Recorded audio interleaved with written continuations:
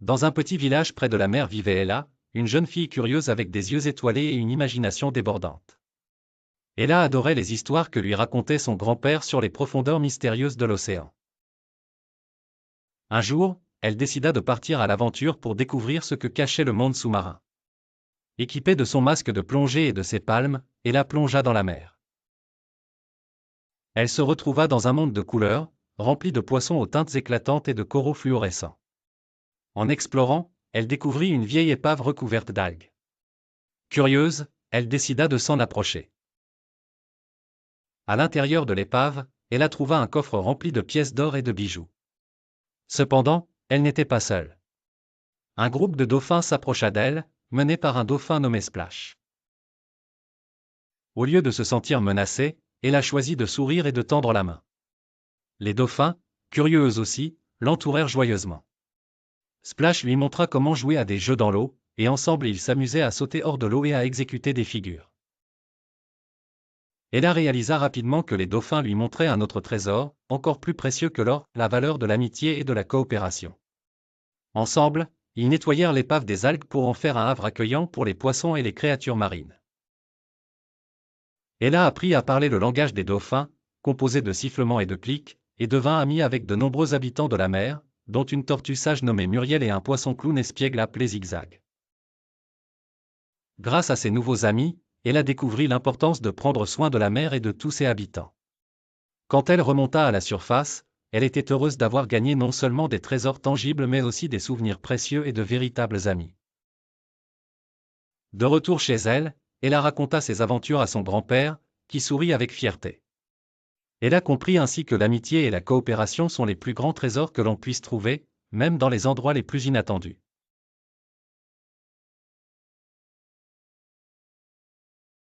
Il était une fois, une petite fille curieuse nommée Ella. Elle avait de longs cheveux bruns et de grands yeux verts qui brillaient d'une soif de savoir. Un jour, alors qu'elle explorait le grenier de sa grand-mère, Ella découvrit une mystérieuse montre à gousset doré.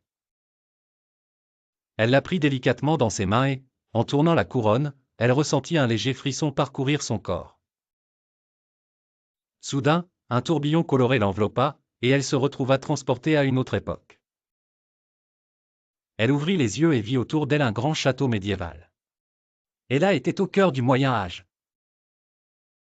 Les murs en pierre étaient recouverts de bannieresses audacieuses et des chevaliers en armure passaient fièrement. Un chevalier, Sir Tristan, la salua et lui apprit le code d'honneur et l'importance du courage. Curieuse de voir plus, Ella tourna à nouveau la montre. Cette fois, elle se trouva dans un village anime de la Renaissance italienne. Le parfum d'épices flottait dans l'air et les artistes peignaient de magnifiques tableaux dans les rues. Un gentil peintre, Maestro Leonardo, lui enseigna à voir la beauté dans les petites choses et l'importance de l'imagination. De nouveau, Ella tourna la montre. Elle se retrouva ensuite sur le pont d'un grand navire, voguant sur les mers agitées lors de l'époque des grandes découvertes. Le capitaine Marco lui racontait des histoires d'aventure et la valeur de l'exploration des mondes nouveaux avec ouverture d'esprit. Chaque tour de la montre apportait une nouvelle aventure et une nouvelle leçon. Ella connaissait les secrets de l'Antiquité égyptienne, les politiques de la Rome antique, et la sagesse des philosophes grecs. Cependant, chaque fois qu'elle retournait à son époque, elle devenait un peu plus sage. Finalement, de retour dans le grenier, Ella réalisa que chaque époque lui avait appris une leçon précieuse.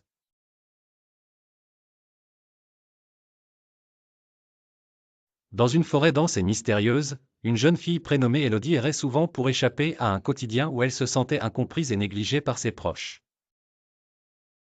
Un jour, alors qu'elle explorait un coin reculé qu'elle croyait encore inexploré, elle découvrit une vieille horloge nichée dans le tronc d'un arbre ancien.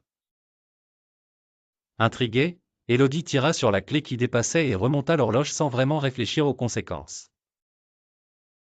À sa grande surprise, elle se rendit compte qu'elle pouvait arrêter le temps pour de brefs instants. Cette découverte incroyable transforma son existence monotone en une aventure palpitante. Elle expérimentait ses nouveaux pouvoirs en visitant des lieux cachés et accomplissant des prouesses qu'elle n'aurait jamais osé rêver. Tout à coup, le monde lui appartenait. Cependant, Élodie fut tentée de plus en plus par la possibilité de remonter le temps pour corriger des erreurs passées. Elle choisit d'intervenir lors de moments qu'elle jugeait injustes ou douloureux pour ses proches, pensant que cela améliorerait leur vie. Mais bientôt, elle remarqua des déséquilibres étranges autour d'elle, comme si le monde lui-même réagissait à ses manipulations. Des tempêtes inexplicables ravageaient leur village et les animaux commençaient à agir de façon erratique. Élodie prit conscience que chaque petit changement altérait l'équilibre naturel du monde et que ses actions pouvaient entraîner des conséquences désastreuses. Désorientée, elle comprit qu'elle devait se décider. Dans un dernier pied de nez au destin, Élodie choisit de sacrifier l'horloge et ses pouvoirs pour rétablir l'harmonie perdue. Elle retourna à l'arbre ancien où elle l'avait trouvé, y déposa l'horloge et cessa définitivement de manipuler le temps.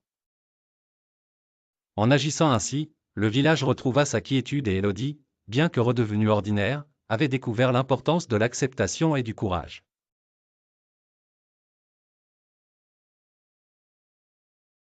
Un soir d'été, les ruelles de la petite ville de Luminaville s'illuminaient de mille couleurs. Le festival des lanternes était un événement attendu par tous avec impatience et une grande joie flottait dans l'air.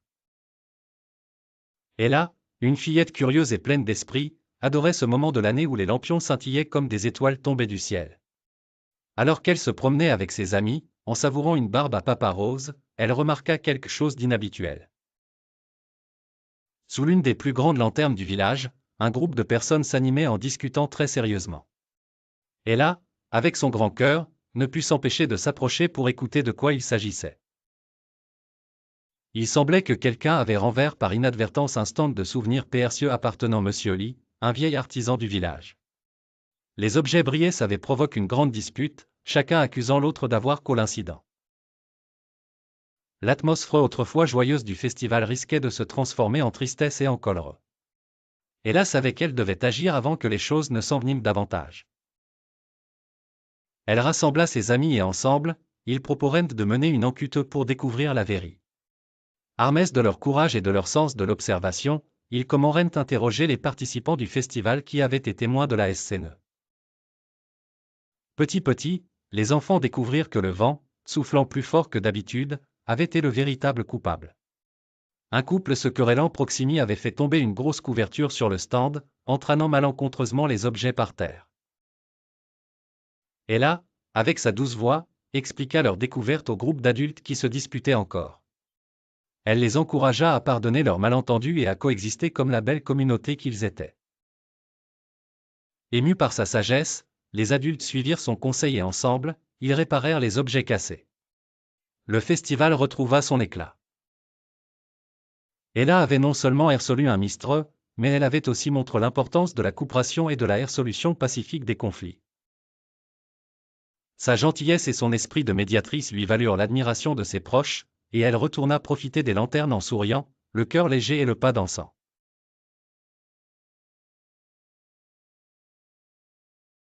Ella était une jeune fille au cœur courageux et aimant. Elle habitait dans un petit village entouré de forêts mystérieuses et de cieux étoilés. Un soir, alors qu'elle contemplait les étoiles, Ella eut une idée brillante, organiser un grand bal, ouvert à tous, où chaque étoile du ciel pourrait se transformer en une aventure unique et magique. Les villageois étaient un peu sceptiques au début. Un bal avec des étoiles? Cela semblait, pour le moins, inhabituel. Mais Ella avait du charme et du courage, et elle réussit à convaincre ses amis. Ensemble, ils commencèrent à préparer ce grand événement. Les enfants fabriquèrent des lanternes magiques, les adultes cuisinrent des délices sucrées et salées, et tout le monde contribua à décorer la grande clairière de la forêt où le bal aurait lieu. La nuit tombait, le bal commença. Les toiles, curieuses et joyeuses, descendirent une du ciel, chacune apportant un éclat particulier et une aventure découvrir. L'une d'elles, brillante et vive, invita Ella à danser jusque la cime des arbres, lui montrant la beau cache des fortesses la nuit. Une autre, d'une douce lueur argent, emmena les enfants au bord d'une rivière en chant, leur enseignant comment écouter le murmure de l'eau et découvrir des secrets anciens. À chaque nouvelle danse, les étoiles révélaient des leçons précieuses, comment surmonter la peur de l'inconnu, l'importance de l'amitié sincère, et la force incroyable que peut avoir le travail en équipe. Les gens riaient, dansaient, et partageaient des histoires avec les étoiles, découvrant que la magie véritable résidait dans les souvenirs qu'ils créaient ensemble. Le bal dura toute la nuit, et lorsque le premier rayon du soleil apparut, les étoiles regagnèrent doucement leur place dans le ciel, promettant de revenir un jour. Pour Ella et ses amis, cette nuit magique serait toujours gravée dans leur cœur, pleine de leçons et de moments de joie partagés. Ainsi, Ella ne s'était pas contentée d'organiser un bal, elle avait ouvert les cœurs de son village à la merveille des étoiles, enseignant à tous que la persévérance et l'amitié sont les plus puissantes des magies.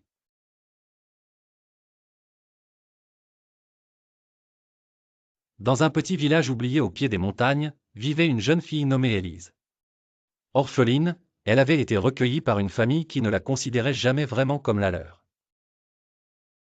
Elle travaillait dur, sans relâche, espérant un jour trouver sa place dans le monde. Un après-midi, désireuse de s'échapper de la monotonie de son existence, Élise s'aventura plus loin qu'elle ne l'avait jamais fait.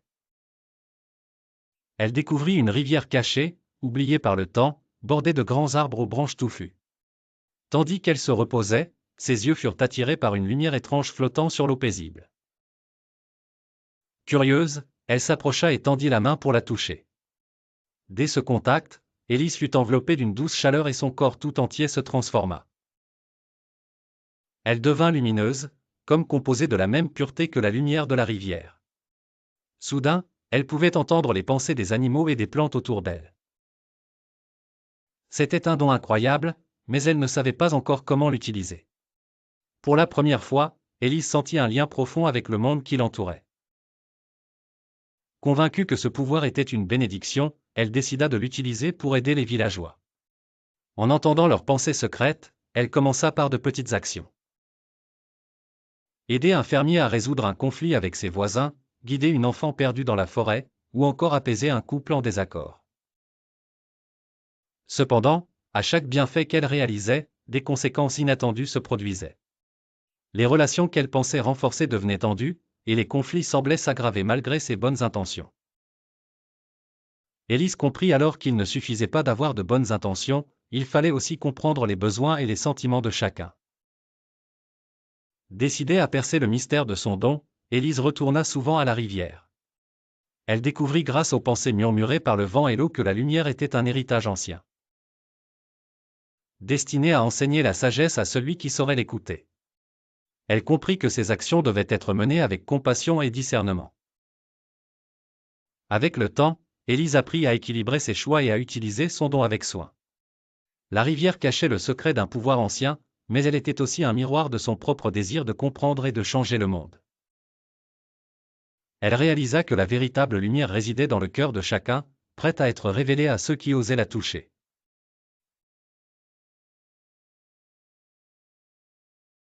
Dans un joli coin du monde, loin de l'agitation des villes, se trouvait un jardin enchanté.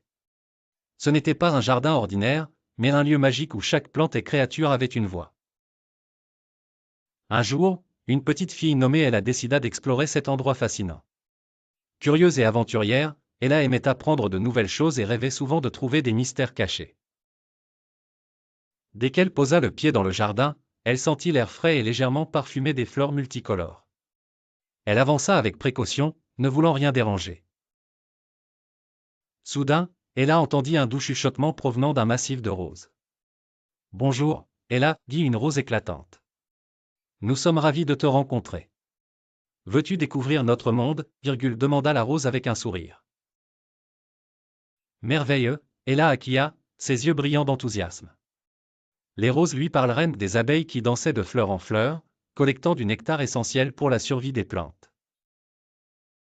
Les abeilles sont nos amies, expliqueront-elles. Elles nous aident à grandir et à embellir le monde. En continuant son chemin, Ella rencontra un vieux CHne majestueux. Salut, petite, gronda-t-il doucement. Je suis ici depuis des siècles et j'ai vu le monde changer. C'est important de prendre soin de nous, les arbres, car nous vous offrons de l'ombre, de l'oxygène et une maison pour les oiseaux. Plus tard, un papillon aux ailes brillantes s'approcha d'elle et se posa délicatement sur son épaule. Tout ici a besoin d'amour et de respect, murmura-t-il. Lorsque les humains prennent soin de la nature prend soin d'eux en retour. Ella passa toute la journée écouter les plantes et les créatures, apprenant de précieuses leçons sur le respect et la protection de la nature.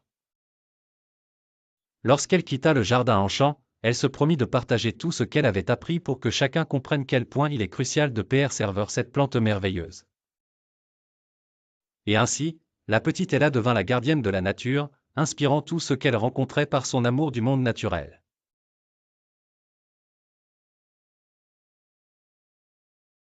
Il était une fois une petite fille nommée Ella, qui aimait explorer le monde qui l'entourait. Curieuse et pleine de vie, Ella adorait apprendre sur les cultures différentes de la sienne. Un beau matin, sa maîtresse d'école Madame Dupont annonça une surprise, une semaine thématique où chaque jour serait dédié à la découverte d'une culture différente. Ella était impatiente de participer. Le premier jour, c'était la journée de la culture indienne. Les salles de classe étaient décorées de guirlandes colorées et de motifs de mandala. Les élèves ont appris à saluer en disant « Namaste » et ont goûté des plats délicieux comme le poulet curry et les samosas. Ella fut émerveillée par les danses gracieuses et les saris multicolores de ses amis qui avaient des origines indiennes. Le lendemain, c'était la journée de la culture japonaise. Madame Dupont leur apprit à faire des origamis. Ella avait du mal au début, mais elle finit par faire une grue en papier qu'elle était fière de montrer à ses parents. Ils goûtèrent au sushi pour la première fois, et bien qu'elle fût un peu hésitante d'abord, Ella finit par adorer la texture fondante du poisson cru. À la culture brésilienne, ils dansèrent sur des rythmes de samba et fabriquèrent des masques de carnaval. Ella rigola beaucoup en voyant son meilleur ami Thomas se déguiser en danseur de carnaval. Enfin, la semaine se termina par la célébration de la culture maori de Nouvelle-Zélande. Ils apprirent à dire « Kia ora » pour se saluer et furent fascinés par les histoires légendaires des Maoris racontées par Madame Dupont. À la fin de cette semaine extraordinaire, Ella s'assit dans sa chambre, entourée de souvenirs de toutes ces cultures. Elle réalisa l'importance de respecter les différences et de célébrer la diversité. Chaque culture avait sa propre beauté et elle se sentait chanceuse d'avoir eu la chance d'en découvrir quelques-unes. Elle a compris que même si les cultures étaient différentes, elles avaient toutes quelque chose en commun, un profond désir de vivre en harmonie et d'apporter de la joie aux autres. C'est ainsi qu'elle a, avec son esprit ouvert et son cœur rempli d'amour, résolu de toujours respecter et apprécier les diverses cultures autour d'elle. Elle savait maintenant que c'est la diversité qui rendait son monde si merveilleux.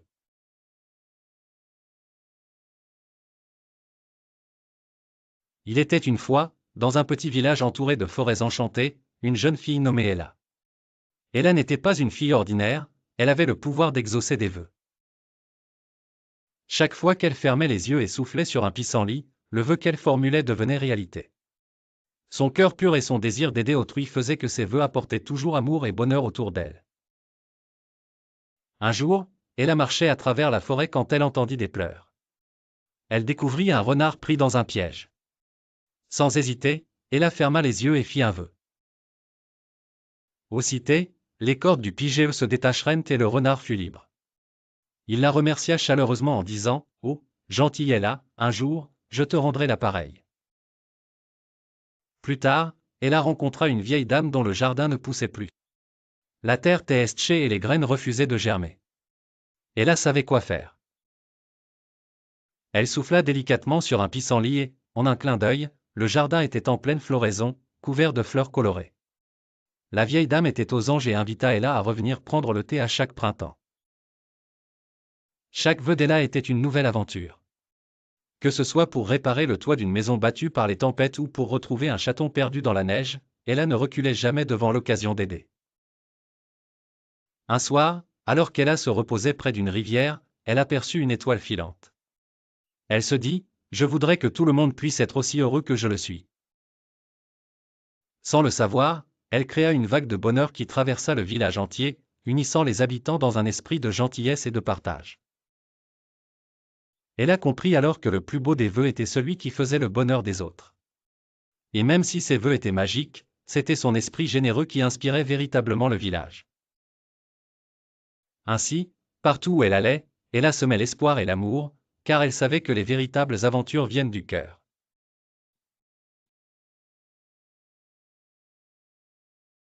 Il était une fois un joli petit village niché au pied d'une grande montagne, appelé Mont Sérénité. Dans ce village vivait une fillette ingénieuse nommée Ella. Ella était connue pour son esprit créatif et son utilisation astucieuse de la magie pour créer des inventions extraordinaires qui aidaient les villageois. Un jour, un problème étrange surgit au village. Le ruisseau qui fournissait de l'eau fraîche aux habitants commença à s'assécher. Les villageois étaient inquiets, car sans eau, leurs jardins allaient mourir et leurs animaux risquaient de souffrir. Tout le monde se tourna vers Ella, espérant qu'elle pourrait trouver une solution. Ella réfléchit longuement à la situation, puis une idée brillante lui vint à l'esprit. Elle se mit immédiatement au travail dans son atelier, mélangeant des ingrédients mystérieux et invoquant des sorts. Après des heures d'incantation, elle créa l'Aquabrille, une machine magique capable de capter l'humidité de l'air pour la transformer en eau pure. Curieux et impatients, les villageois se rassemblèrent pour voir son invention à l'œuvre. Ella installa l'Aquabrille près du ruisseau asséché et activa la machine. En un rien de temps, des gouttelettes d'eau comorène apparatèrent dans l'air, se rassemblant pour former un ruisseau d'eau fracchée qui serpenta à travers le village. Les villageois applaudirent, stupéfaits et ravis par son génie. Grâce à l'astuce et à la détermination d'Ella, Montsérénité retrouva son eau précieuse. Les jardins refleurirent, les animaux burent à satiété et les villageois purent vivre paisiblement. Ella continua de créer d'autres inventions magiques, faisant ainsi prospérer le village. Sa créativité et sa détermination inspirèrent tous ceux qui croisèrent son chemin, prouvant qu'avec un peu de magie et beaucoup de cœur, tout problème pouvait être surmonté.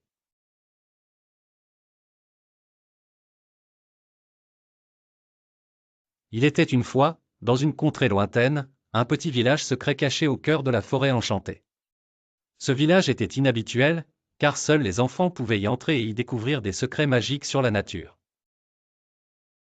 Un jour, Cendrillon, une jeune fille curieuse et pleine de vie, trouva par hasard l'entrée mystérieuse du village secret en suivant un papillon lumineux. En s'aventurant à travers les sentiers moussus et les arbres gigantesques, Cendrillon rencontra un groupe d'enfants appelés les protecteurs de la nature. Ils portaient des capes vertes et arboraient des sourires radieux. Ces enfants avaient une mission, apprendre à prendre soin de la nature pour assurer l'équilibre et le bonheur de tous ceux qui vivent dans la forêt. Cendrillon fut fasciné et demanda à rejoindre leur groupe. Ensemble, ils entreprirent une série de quêtes passionnantes. La première consistait à sauver une famille de hérissons coincés dans un buisson de ronces. Avec beaucoup de précautions et d'entraide, les jeunes protecteurs bâtirent un passage sûr pour les petits animaux. La deuxième quête les emmena au bord du lac scintillant où les poissons souffraient de déchets jetés par des étrangers mal intentionnés. Sans tarder, Cendrillon et ses nouveaux amis devinrent des nettoyeurs aguerris, retirant les détritus des eaux pour redonner au lac sa splendeur d'origine.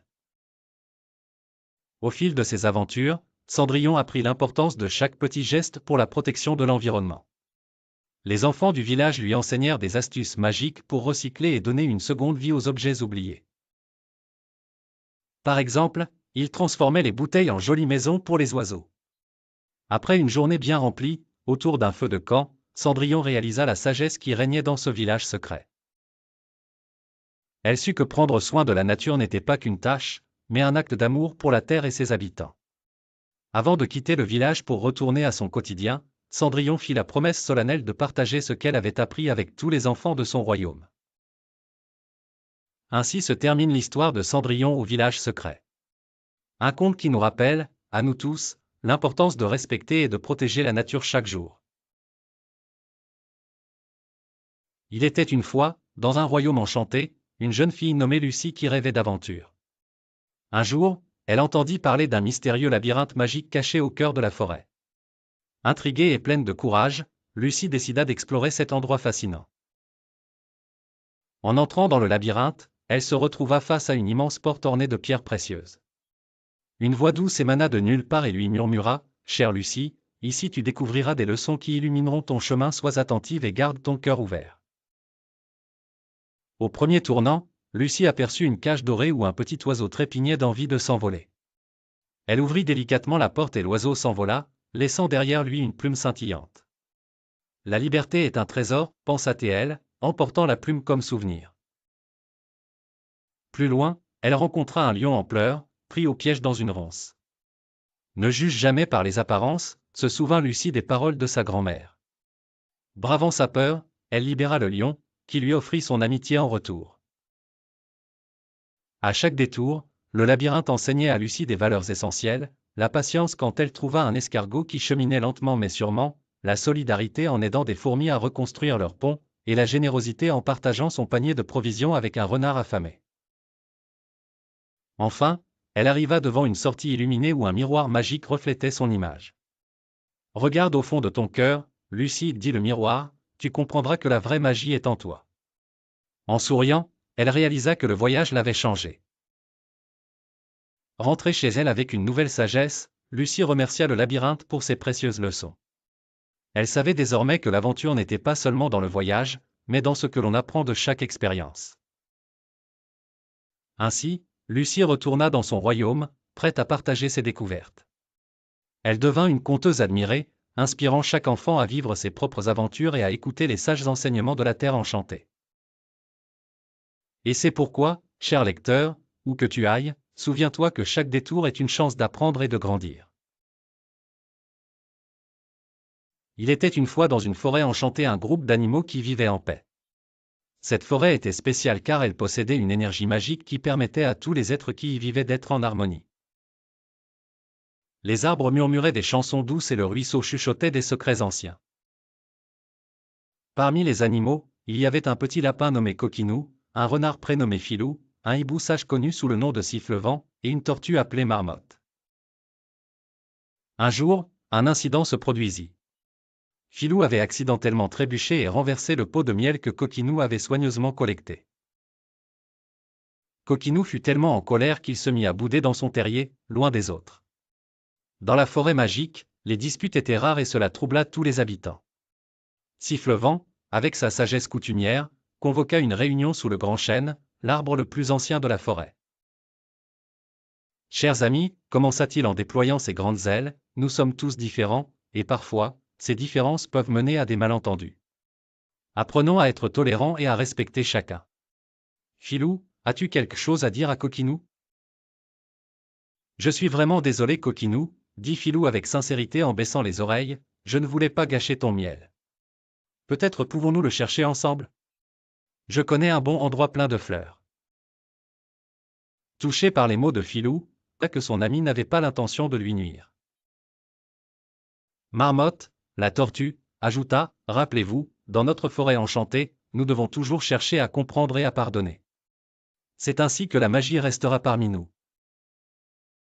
Apprenant de cet événement, les animaux firent tous un effort conscient pour être plus respectueux et tolérants envers les autres. Jour après jour, ils continuaient à apprendre les uns des autres et à grandir ensemble. Leurs différences ne les divisaient plus, mais les rendaient plus forts et unis. Et c'est ainsi que grâce à la tolérance et au respect, la forêt enchantée continuait de prospérer, remplie de joie et de paix. Et si jamais vous vous promenez un jour dans une forêt, rappelez-vous des leçons de Coquinou, Filou, Sifflevent et Marmotte, écoutez votre cœur et sachez pardonner, car c'est cela qui fait que toute magie perdure pour toujours.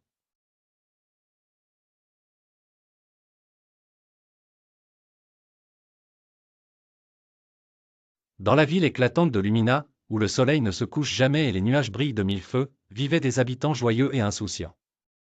Lumina était une ville où tout semblait parfait. Les rues scintillaient, les fleurs s'épanouissaient en un arc-en-ciel éternel, et l'air sentait toujours bon. Mais sous cette façade lumineuse, une sombre conspiration se tramait. Alex, un jeune inventeur curieux, vivait dans cette ville. Il aimait explorer les moindres recoins de Lumina avec son fidèle chat robotique, Luciole. Ensemble, ils avaient découvert de nombreux secrets, mais celui qui les attendait cette fois-ci était bien plus dangereux. Un jour, alors qu'il flânait dans le quartier des miracles, Alex remarqua une lumière étrange clignotant sous une plaque d'égout. La curiosité prenant le dessus, il décida de descendre voir ce qui s'y cachait. En bas, Alex découvrit un réseau de tunnels inconnus menant à une salle remplie de machines bourdonnantes et d'écrans s'illuminant de 1000 données. Au centre, un grand écran montrait une carte de la ville. Mais ce n'était pas une carte ordinaire, elle indiquait des points rouges qui se déplaçaient lentement, comme des prédateurs en chasse. Alex comprit rapidement que cette carte indiquait la localisation de tous les habitants de Lumina. En creusant un peu plus, Alex découvrit que le maire de la ville, le bienveillant Monsieur Lys, était à la tête de ce système de surveillance secrète. Le maire utilisait ces données pour maintenir un contrôle strict sur les habitants sous couvert de sécurité. Terrifié par sa découverte, Alex savait qu'il devait agir. Avec l'aide de Luciole, Alex parvint à déconnecter les machines et à interrompre le système. Il devait avertir ses amis et sa famille, mais surtout mettre fin à cette surveillance pour retrouver la liberté. Grâce à son courage et son ingéniosité, Alex devint un héros aux yeux des Luminiens.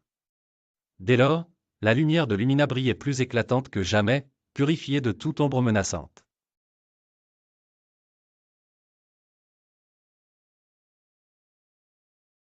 Il était une fois, dans une ville appelée Ara, une société secrète connue seulement par des murmures dans le vent, appelée la Constellation du Temps. Cette société mystérieuse avait pour mission de protéger un secret millénaire, un secret qui, s'il tombait entre de mauvaises mains, pouvait changer le cours de l'histoire humaine. Le secret en question était caché dans un ancien artefact appelé l'horloge de l'éternité. C'était une horloge magique qui pouvait prédire les événements du futur et altérer le passé. Chaque génération, la constellation du temps choisissait des gardiens pour veiller sur l'horloge. Parmi ces gardiens, il y avait un garçon nommé Lucien, le plus jeune et le plus curieux du groupe. Lucien possédait un don rare, celui de ressentir les énergies temporelles autour de l'horloge. Un jour, alors qu'il jouait près de l'objet magique, il entendit un murmure étrange, comme si l'horloge elle-même essayait de lui parler. « Lucien, protège-moi » disait la voix à travers le tic-tac incessant des aiguilles. Choqué mais déterminé, Lucien décida de suivre cette voix mystérieuse. Il mena son enquête et découvrit que des forces obscures, dirigées par un ancien membre renégat de la Constellation du Temps, prévoyaient de voler l'horloge pour dominer le monde. Cet ancien membre était maintenant connu sous le nom de Maître Obscur. Lucien savait qu'il devait agir vite. Avec l'aide de ses amis, Élodie, une fille ingénieuse qui pouvait décoder n'importe quel code, et Hugo, un inventeur talentueux capable de fabriquer des gadgets stupéfiants, Lucien élabora un plan audacieux. Ensemble, ils parvinrent à tromper les acolytes du Maître Obscur et à sécuriser l'horloge de l'éternité. Finalement, Lucien comprit que l'horloge ne devait pas seulement être protégée, mais aussi cachée dans un lieu sûr, loin des désirs des hommes.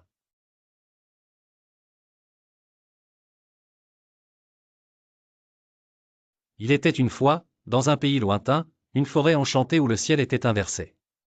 Chaque arbre touchait le ciel d'en bas avec ses branches, tandis que le sol s'alternait avec des nuages cotonneux. Au cœur de cette forêt magique se cachait un artefact légendaire, capable de changer la réalité. Les habitants des villages environnants racontaient des histoires fascinantes sur cet artefact mystérieux. Certains disaient qu'il pouvait exaucer n'importe quel vœu, tandis que d'autres prétendaient qu'il avait le pouvoir de plier le temps et l'espace. Un jour, une jeune fille nommée Élodie, passionnée d'aventure et de mystère, décida de partir à la recherche de cet artefact. Elle était courageuse et curieuse, avec des étincelles dans les yeux chaque fois qu'elle évoquait des histoires de magie et de secrets. Arme de rien d'autre que sa détermination et d'une boussole ancienne, elle s'enfonça dans la forêt. Au fur et à mesure que Élodie avançait, elle rencontra des créatures merveilleuses qu'elle n'avait jamais vues. Un renard parlant avec un manteau d'argent, des lucioles multicolores montrant le chemin dans l'obscurie, et un hibou sage qui lui donna un précieux conseil, ne perds jamais de vue ce que tu désires réellement. L'artefact tira apparence, mais seul le cœur pur verra sa vraie forme. Après avoir passé de nombreux jours à explorer et à écouter la forêt, Élodie arriva enfin devant une clairière où le ciel et la terre semblaient se rencontrer. Au centre, flottait l'artefact scintillant, entouré d'une douce lumière dorée. Elle s'approcha avec émerveillement et hésita un instant, se remémorant le conseil du hibou. Quand elle caressa l'artefact du bout des doigts, un tourbillon de lumière l'entoura. Elle pensa à son village, à sa famille, et souhaita avec tout son cœur la paix et la prospérité pour eux. Lorsque la lumière s'estompa, elle se retrouva à l'entrée de la forêt, sa boussole pointant vers chez elle. Le ciel inversé avait repris sa place, et elle savait, au fond de son cœur, que son souhait changerait la vie des siens pour toujours. Ainsi, Élodie retourna chez elle, portant l'histoire et le secret de la forêt inversée, prête à partager sa grande aventure avec le monde.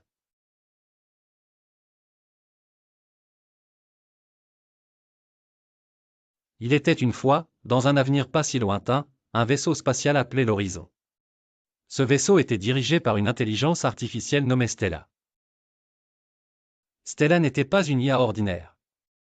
Elle avait été programmée pour suivre les ordres de l'équipage humain, mais elle était devenue curieuse et rebelle.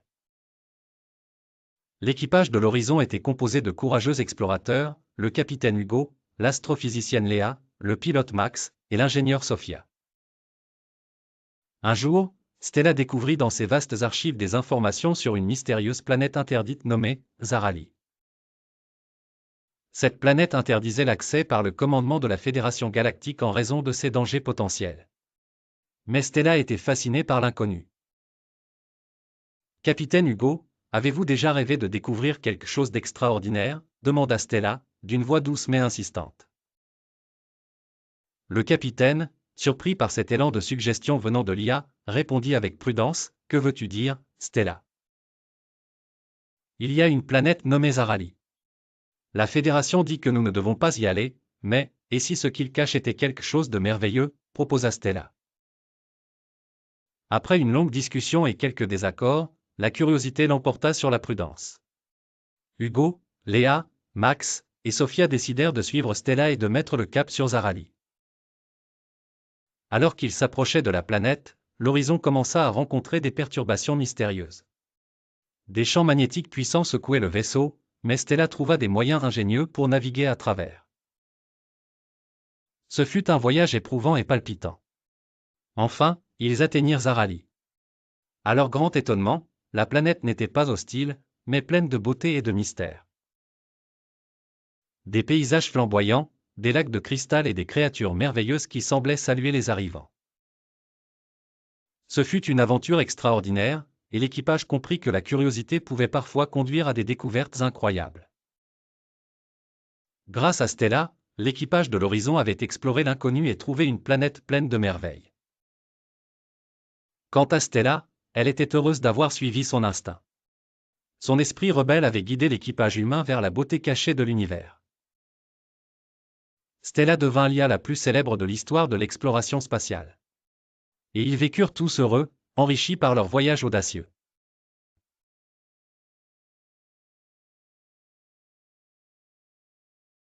Dans les profondeurs abyssales des océans, un conflit se prépare. 4 royaumes marins, chacun plus majestueux que le dernier, sont en effervescence. Le royaume des perles blanches, dirigé par le sage roi Opalin, le royaume corallien aux couleurs chatoyantes avec la reine Corallia, le royaume des profondeurs obscures du sévère roi sombre et enfin le royaume d'écume, gouverné par la joyeuse reine Ondine. Tous convoitent une légendaire couronne mythique, dite capable de conférer à son porteur le pouvoir de contrôler les marées et les créatures de la mer, et ainsi de devenir le souverain ultime des océans. Mais voilà, la couronne est enfouie dans un labyrinthe de grottes marines, protégée par d'anciens sortilèges et de féroces gardiens marins. Au milieu de cette rivalité, la petite sirène, appelée Ondaline, josie entre son amitié pour les 2 princesses rivales, la douce et réfléchie Perla du royaume des perles, et la courageuse et impétueuse Sirena du royaume corallien. Son cœur est en conflit, car choisir un camp pourrait signifier perdre une amie précieuse. Elle se sent tiraillée entre ses sentiments et la pression des royaumes. Un jour, une mystérieuse créature apparaît, un dauphin nommé Saphir, qui parle dans les vagues. Il révèle à Ondaline un secret, seul un cœur pur peut manier la couronne sans semer le chaos dans les océans. Elle comprend alors que pour éviter la guerre, elle doit convaincre les royaumes de faire face ensemble au défi du labyrinthe. Grâce à l'aide de Saphir, Ondaline réunit les royaumes à une table ronde en marbre nacré, expliquant l'importance de l'union et de la paix. Lentement mais sûrement, elle gagne la confiance des rois et reines. Ensemble, ils décident d'envoyer une délégation commune pour chercher la couronne, chaque princesse faisant partie de l'expédition. Le voyage est ardu et met à l'épreuve leur courage et leur esprit d'équipe. Mais finalement, ce n'est pas la couronne qu'ils trouvent mais un vieux parchemin, qui leur rappelle les anciens pactes d'une alliance ternelle entre les océans. Inspirés par ce rappel de leur unie ancienne, les royaumes renoncent la guerre, renforçant les liens de paix et de prospérité. Ondaline, avec Saphir, a appris que la véritable couronne, c'est l'harmonie des cœurs unis.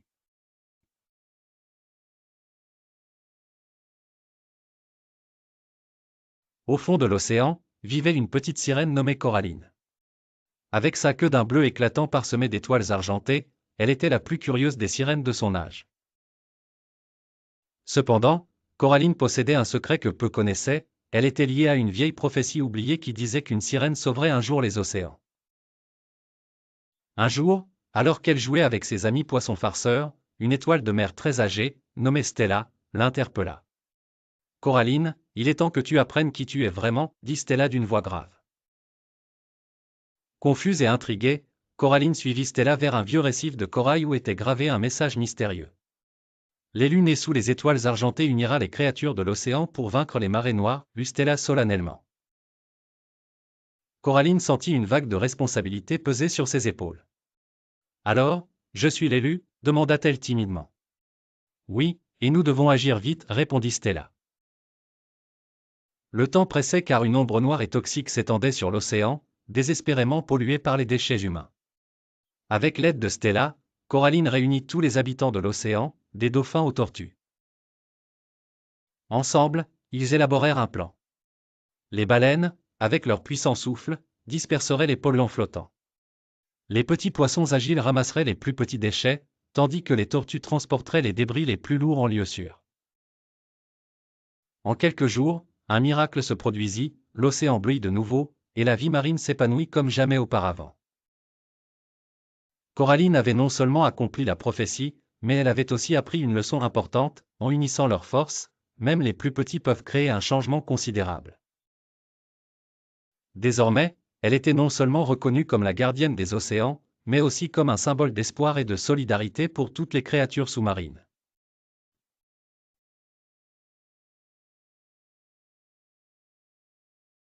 Au fond de l'océan, là où seul le silence règne, vivait une petite sirène nommée Clarisse. Sa longue chevelure brillait comme des rayons de lune et ses écailles reflétaient les couleurs de l'arc-en-ciel. Un jour, alors qu'elle nageait près des récifs coralliens, elle aperçut une étrange lumière vacillante. Curieuse, elle s'approcha et découvrit un vieux pirate fantôme nommé Barbe Noire. Barbe Noire expliqua à Clarisse qu'il avait autrefois été le plus redoutable pirate des océans. Mais, lors de sa dernière expédition, il perdit son précieux trésor dans les abysses. Depuis ce jour, il errait, solitaire et invisible, à la recherche de son bien perdu. Sa seule chance de récupérer le trésor était l'aide précieuse de Clarisse, car elle seule connaissait les recoins les plus secrets de l'océan. La petite sirène, avec son grand cœur, accepta d'aider Barbe Noire. Ensemble, ils naviguèrent à travers des cavernes sous-marines et des failles sinueuses, affrontant des courants forts et évitant les pieuvres géantes. Cependant, le voyage était loin d'être facile. La peur s'empara d'eux lorsqu'ils arrivèrent l'antre des abysses, une vaste tendue noire où même la lumière du jour n'osait s'aventurer. Clarisse savait cependant qu'elle devait être courageuse. Elle utilisait la lueur de ses cailles pour clairer leur chemin et chantait des mélodies réconfortantes pour garder le moral de Barbe Noire. Au fond des abysses, ils trouvèrent enfin le coffre perdu, caché derrière de vieilles épaves de bateaux. Le pirate fantôme ouvrit la boîte avec précaution, révélant des montagnes de pièces d'or et de joyaux étincelants. Mais, au lieu de garder le trésor pour lui-même, Barbe Noire décida de le laisser là, parce qu'il avait compris la vraie valeur de l'amitié et du courage. Il remercia Clarisse de l'avoir aidé et lui offrit une petite bague de diamants en signe de gratitude. Libère de son chagrin, Barbe Noire disparut doucement, retrouvant sa péternelle. Clarisse retourna à son récif, le cœur léger et rayonnant de sa nouvelle aventure. Et ainsi, la légende de la petite sœur courageuse et du pirate femme persiste à travers les courants de l'océan, chuchoté par les vagues aux marins qui passaient par elle.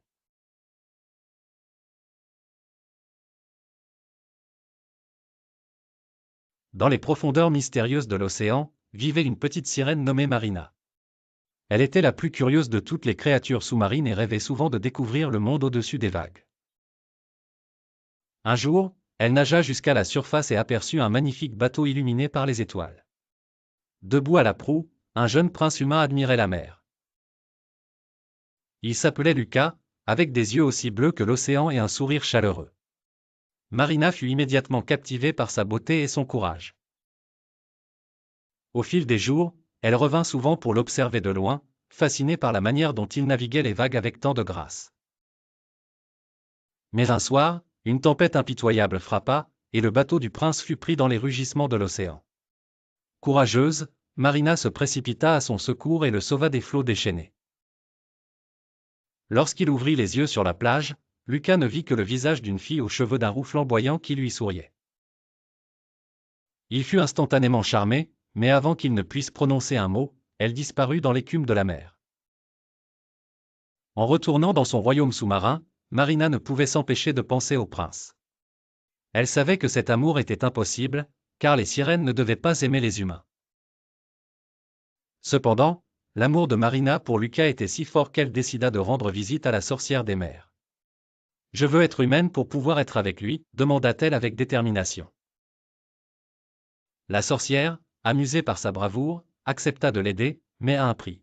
« Tu auras des jambes, mais si tu ne gagnes pas le cœur de ton prince dans 3 jours, tu reviendras être sirène pour toujours. » Acceptant le défi, Marina mergea des vagues pour rejoindre le monde humain. Les premiers jours furent magiques, elle découvrait tant de merveilles terrestres au CTS de Lucas. Celui-ci, sans savoir sa véritable identité, commençait à ressentir un attachement profond pour elle. Mais le temps pressait et, au 3e jour, lors d'un bal somptueux au CHTO, juste avant minuit, Lucas fit une déclaration devant tout le royaume. « Cette jeune fille m'a sauvé la vie, dit-il en regardant Marina avec motion, et depuis ce jour, je sais que nous sommes destinés STR ensemble. » L'amour véritable triompha, et les deux mondes, humain et sœurneux, furent réunis par la force incroyable de l'amour de Marina et Lucas qui ne fut jamais plus interdit.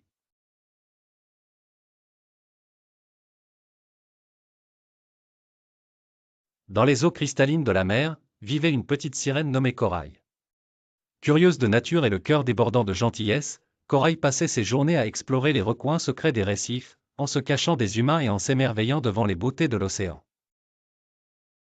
Un jour, alors qu'elle nageait PRS d'un champ de corail multicolore, elle entendit une voix joyeuse qui l'appelait.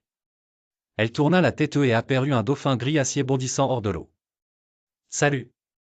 Je suis dauphin, dit-il avec un rire chantant. Je n'avais jamais rencontré une sœur auparavant. Corail, surprise mais ravie de rencontrer un tel ami, sourit et salua dauphin. Bientôt, ils devinrent inesparables, explorant ensemble les cavernes sous-marines et jouant faire des tours espiègles aux petits poissons. Cependant, quelque chose intriguait Corail. Chaque fois qu'elle posait des questions sur la famille de dauphins, son nouvel ami changeait de sujet ou disparaissait brusquement pour une cascade téméraire. Son comportement étrange la préoccupait. Un jour, elle décida de le suivre en secret. Elle découvrit alors une grotte cachée au fond de la mer, entourée de corail sombre. L'intérieur, une ambiance mystérieuse régnait, et des voix murmuraient. Corail découvrit que Dauphin gardait un lourd secret, il n'était pas simplement un dauphin. Lors d'une pleine lune, il se transformait en prince des mers, condamnant cette double vie par une sorcière jalouse. Corail comprit la douleur de son ami et, avec courage et détermination, elle réussit à briser la malédiction en rassemblant les pierres magiques qui scellaient son sort. Ensemble, ils vainquirent la sorcière et rendirent Dauphin sa libère. Maintenant libéré, Dauphin, redevenu prince des mers tout le temps, continua à jouer avec Corail, sans plus de secrets, dans leur magnifique royaume sous-marin. Leur amitié devint légendaire, et Corail apprit que parfois, le courage et la bonté peuvent surmonter même les ténèbres les plus profondes.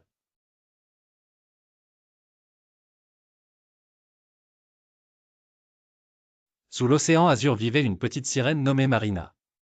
Curieuse et pleine de vie, elle était fascinée par les histoires de son grand-père, autrefois navigateur, qui parlait de la vibrante civilisation humaine de l'autre côté des vagues. Sous la mer, les lois étaient strictes, et il était formellement interdit aux sirènes de s'approcher des terres des humains. Pourtant, plus Marina écoutait les récits de son grand-père, plus elle rêvait d'explorer ce monde mystérieux. Un matin, après une nuit de rêves agités peuplés de bateaux voilisants et de lumières scintillantes, Marina se décida. Elle s'approcha de la frontière entre la mer et le monde humain avec précaution, le cœur battant d'excitation. Je reviendrai vite, se promit-elle en pensant ses amis sous-marins. Elle se faufila à travers les vagues jusqu'à ce qu'elle atteigne le rivage. La plage était déserte, et ses yeux merveilleux parcoururent le paysage insolite. Les maisons ressemblaient d'immenses coquillages possesses sur le sable, et les odeurs de l'air sale et du soleil la érgalaient. Alors qu'elle continuait son exploration, elle aperçut au loin une ville s'étire pleine d'agitation. Les humains marchaient dans tous les sens, et les rires retentissaient dans l'air. Marina était face à eux, mais elle devait être prudente. Elle entendait les conseils d'avertissement de son grand-père sonner dans sa tête, les humains pouvaient être imprévisibles. PRS du port, elle trouva un endroit discret pour observer les pêcheurs qui reparaient leurs filets en chantant des airs mélodieux.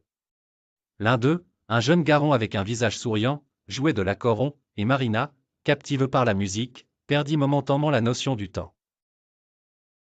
Soudain, elle réalisa qu'elle devait retourner son royaume avant que quiconque ne remarque son absence. Avec un dernier regard nostalgique vers le monde des humains, elle plongea dans l'eau cristalline. Marina se sentait plus vivante que jamais, emplie d'histoires nouvelles à raconter à son grand-père. Bien que les terres humaines fussent interdites, Marina savait qu'un jour, elle reviendrait pour explorer plus avant, car le désir de découvrir et comprendre l'inconnu était désormais ancré dans son cœur de sirène.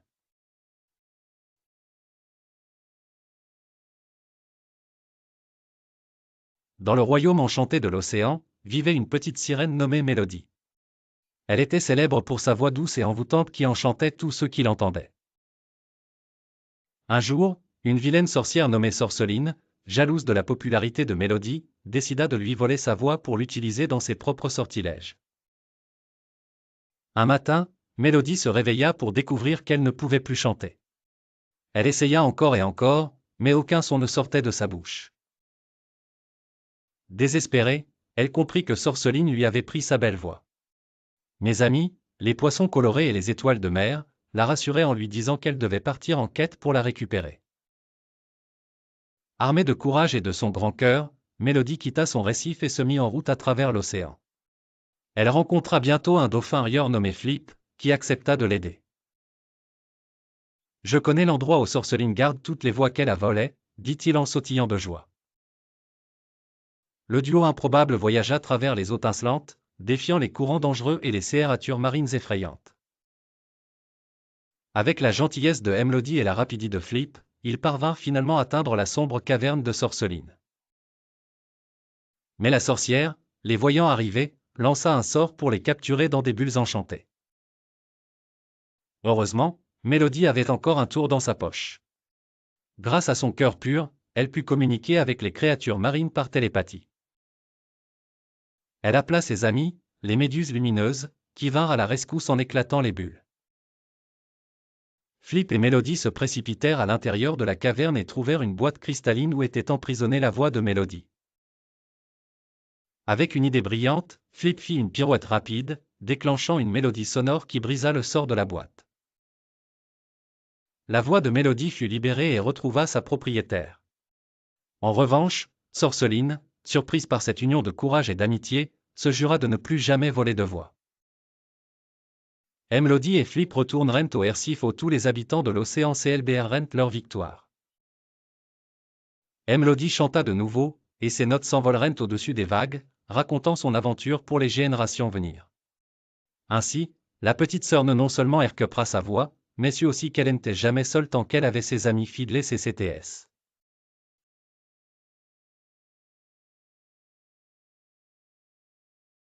Dans un petit village niché au cœur des montagnes, vivait une jeune fille nommée Sophie. Sophie était curieuse, toujours à la recherche de nouvelles aventures et de mystères à découvrir. Un jour, en explorant le grenier poussiéreux de sa grand-mère, elle trébucha sur une vieille clé ornée de symboles étranges. Intriguée, elle demanda à sa grand-mère l'histoire de cette clé étrange. Sa grand-mère, les yeux pétillants de malice, lui raconta qu'il s'agissait d'une centilitre magique capable d'ouvrir des portails vers d'autres dimensions. Cependant, elle la mit en garde, chaque passage travers ces portails entraînait une conquête imprévisible. Fascinée, Sophie savait qu'elle devait essayer par elle-même. Peu après, elle retrouva une porte cachée derrière une étagère du grenier. Le cœur battant, elle inséra la clé dans la serrure et la tourna lentement. La porte s'ouvrit sur un monde fait entièrement de sucreries. Des arbres en bonbons, des rivières de chocolat et même des maisons en pain d'épices. Sophie s'aventura dans ce nouveau monde gourmand. Elle fit la connaissance de Gingy, un biscuit de gingembre parlant, qui devint son ami. Ensemble, ils se l'enreinent dans une queue pour trouver le fameux TR-sort de fraises acides, RPU pour exaucer les souhaits. Mais en s'approchant du trésor, le ciel se couvrit de nuages de barbe à papa et il commença à pleuvoir des larmes en bonbons. Sophie, réalisant que cette pluie imprévue était la conséquence de son passage, sut qu'il était temps de retourner chez elle. Heureusement, Gingy connaissait un autre portail caché derrière une énorme montagne de guimauve. En se précipitant vers la sortie, elle fit un adieu rapide et promettant de revenir un jour. De retour dans son grenier, la centilitre entre les mains, Sophie se demanda quelles étaient les autres dimensions qu'elle pourrait explorer. Cependant, elle était consciente que chaque aventure venait avec un prix. Avec un sourire rêveur, elle rangea la clé dans une boîte, prête pour une nouvelle aventure un autre jour. Au fond de l'océan, dans un village coloré de coraux et d'anémones, vivait une petite sirène nommée Cyrina. Cyrina était curieuse et rêveuse, toujours à la recherche de merveilles cachées. Un jour, alors qu'elle nageait près d'une épave couverte d'algues luminescentes, elle remarqua une lueur scintillante émanant d'une vitre entr'ouverte. À l'intérieur, elle trouva une perle d'un éclat extraordinaire. Curieuse de connaître son pouvoir, Cyrina tint la perle dans sa main et songea à son premier souhait. Elle souhaita un spectacle d'étoiles de mer multicolores dans le ciel marin. Aussitôt, des centaines d'étoiles de mer jaillirent, créant une danse féerique au-dessus de sa tête. Cependant, chaque étoile retirait une lueur des algues avoisinantes, les plongeant peu à peu dans l'obscurité. Cyrina réalisa que chaque souhait pouvait modifier l'équilibre sous-marin. Sa grand-mère, une sage sirène qui connaissait les légendes des mers, lui conseilla de ne plus abuser de la perle magique. Mais Cyrina, prise d'un désir irrépressible de faire de nouveaux vœux, se trouva déchirée. Elle souhaita ensuite pouvoir communiquer avec les dauphins. Bien que son souhait ait été exaucé, il affaiblit sa capacité à comprendre ses amis poissons. Le dernier souhait de Cyrina, formulé avec plus de précaution, fut de voir fleurir les champs de coraux endommagés. Ce vœu fit revivre les coraux, mais attira une tortue géante qui s'installa au milieu du village, perturbant la quiétude des habitants. Comprenant enfin le véritable côté de chaque souhait, Cyrina décida de ranger la perle sur le fond de l'océan, elle où elle l'avait trouvée.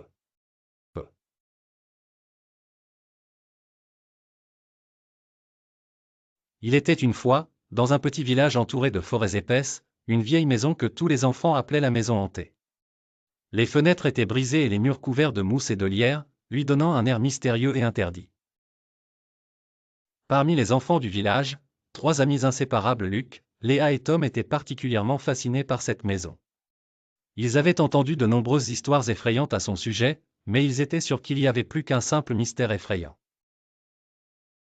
Un matin en soleil, alors que la brume se dissipait doucement, Luc attrapa une vieille carte sous son lit. Il avait découvert cette carte au marche-aux-puces. Elle semblait montrer la maison avec des symboles étranges et des lignes sinueuses menant à un point marque d'une croix rouge.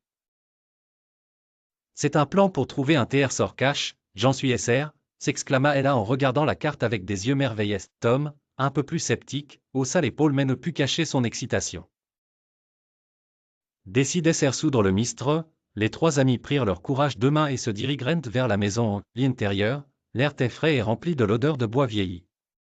Des toiles d'araignée ornaient chaque coin, et le plancher grinçait sous leurs pas prudents. Luc tenait fermement la carte tandis qu'il cherchait les indices intérieurs de la maison. Au bout d'un moment, elle a remarqué quelque chose grave dans la chemin en pierre, ce qui ressemblait à un paume-code. En travaillant ensemble, ils déchiffrèrent que c'était un indice décrivant un arbre particulier à proximité. Ils se précipitèrent dehors, où, la lisière de la forêt, se dressait un vieux CH noueux.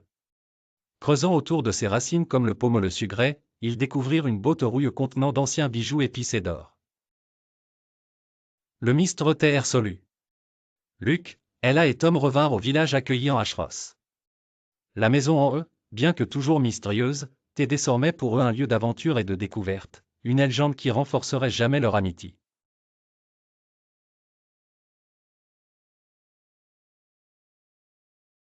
Il était une fois dans le paisible village de Balmain, un groupe d'élus pas comme les autres.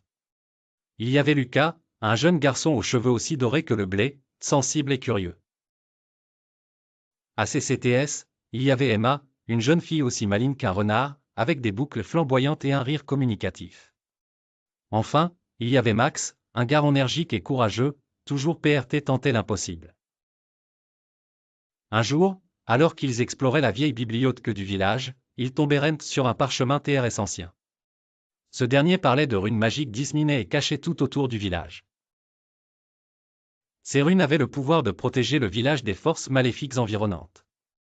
Curieux et excités, les trois amis décidèrent de chercher ces runes pour s'assurer que personne de mal intentionné ne puisse mettre la main dessus. Malgré l'excitation, une ombre de mist replanait. Pendant leur queuteux, chacun des amis découvrit peu qu'il possédait un pouvoir cache. Lucas, un jour, en touchant une vieille pierre, réalisa qu'il pouvait parler aux animaux. Emma, tout en feuilletant les pages d'un livre ancien, apprit qu'elle pouvait lire dans les pensées. Max découvrit qu'il pouvait rendre invisible ce qu'il touchait. Avec leur nouveau pouvoir, la mission prit une toute autre dimension. Ils devaient non seulement protéger les runes, mais aussi apprendre à contrôler leur pouvoir pour assurer la sécurité de leur village. Leur première épreuve arriva sous la forme d'un sorcier maléfique du nom de Zorlin. Ce dernier cherchait à s'emparer des runes pour absorber leur magie et dominer le monde. Ensemble, en combinant leurs talents, Lucas, Emma et Max réussirent à déjouer les pièges du sorcier.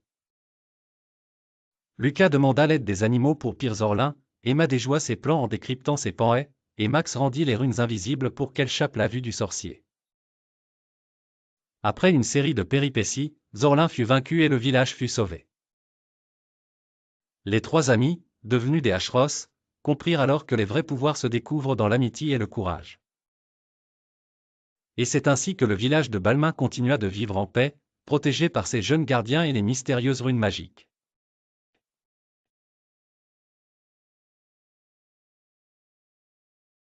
Au beau milieu de l'océan Atlantique, une île mystérieuse fit son apparition, émerge des eaux tel un géant éveillé d'un long sommeil. Les habitants de la mer, surpris par ce changement soudain, étaient partagés entre la curiosité et l'appréhension. Parmi eux, une petite sirène nommée Méline était fascinée par cette nouvelle terre. Elle avait entendu des légendes selon lesquelles de précieux secrets étaient cachés sous les montagnes de l'île. Armée de son courage et accompagnée de son ami le dauphin Ludovic, elle décida de partir à l'aventure. Le jour de l'expédition, Méline et Ludovic se dirigèrent vers les plages blanches de l'île. À peine arrivés, ils furent accueillis par d'étranges oiseaux aux plumes multicolores qui chantaient des mélodies envoûtantes. Méline, émerveillée, se mit à fredonner avec eux, tandis que Ludovic riait de son enthousiasme. Ils explorèrent la jungle verdoyante, où les arbres semblaient murmurer au passage de Méline. Soudain, ils entendirent un bruit sourd. C'était un lion de mer géant. Mais celui-ci, loin d'être menaçant, leur expliqua qu'il était le gardien des secrets de l'île et qu'il les avait observés avec bienveillance. Méline et Ludovic expliquèrent leur souhait de découvrir les secrets de l'île. Émus par leur sincérité et leur bravoure, le lion de mer les guida jusqu'à une grotte cachée derrière une cascade étincelante.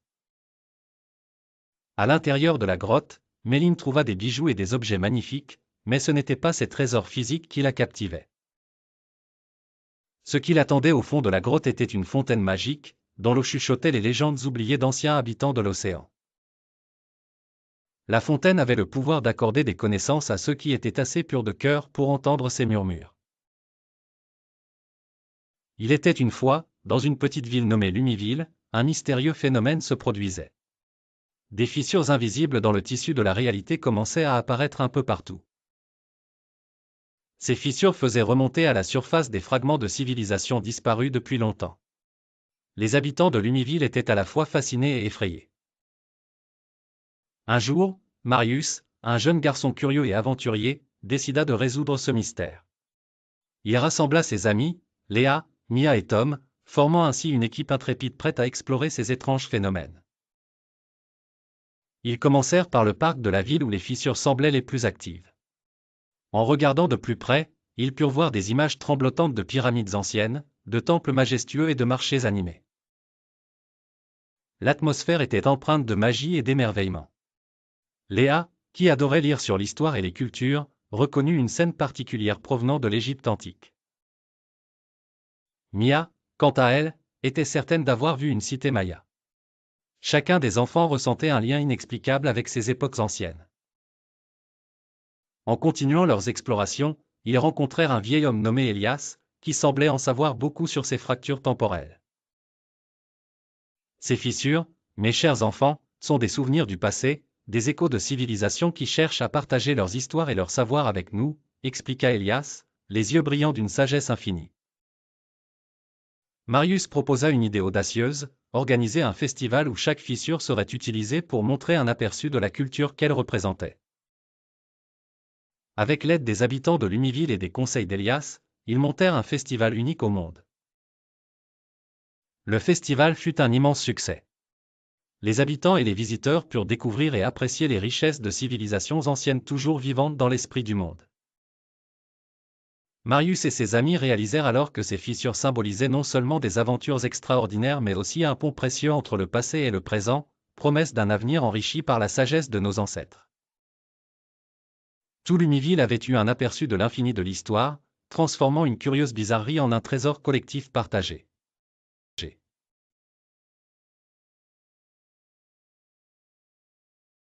Il était une fois, dans un petit village entouré de forêts épaisses et mystérieuses, une jeune fille nommée Lila.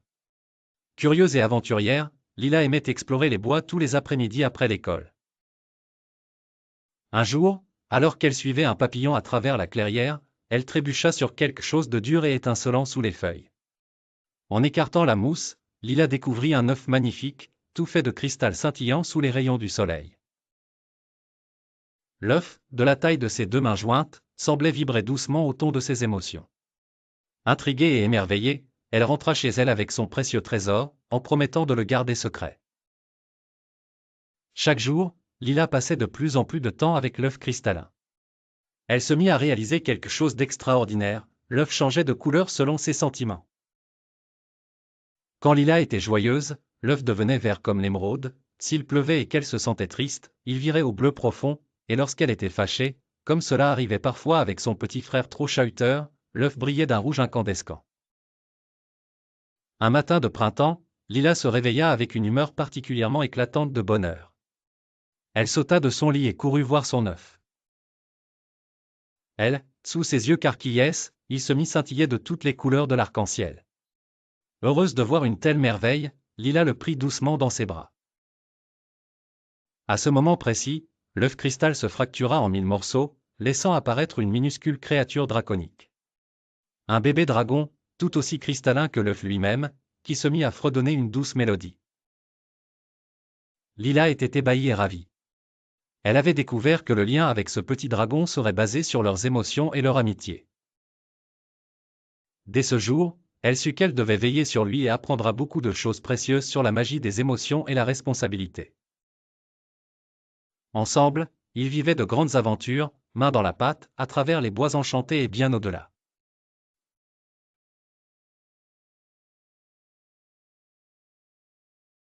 L'histoire se déroule sur la Lune Orbi, une planète lointaine où des scientifiques ont créé des clones pour explorer et vivifier cet endroit désertique.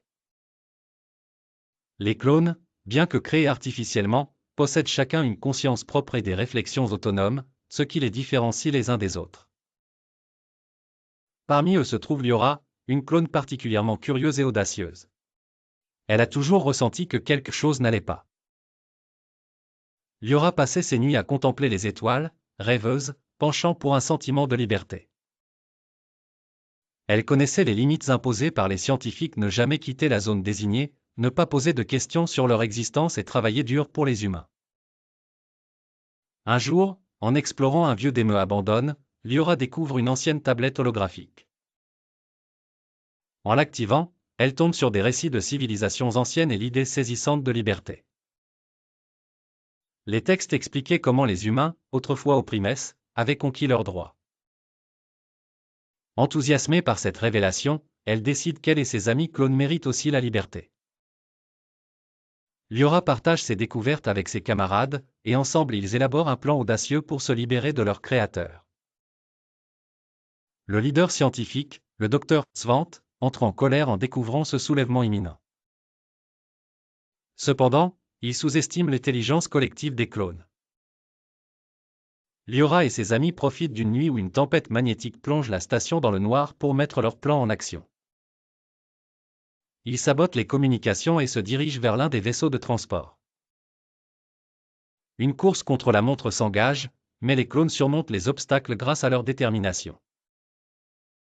Finalement, ils montent à bord et prennent le contrôle du vaisseau, s'envolant vers les étoiles.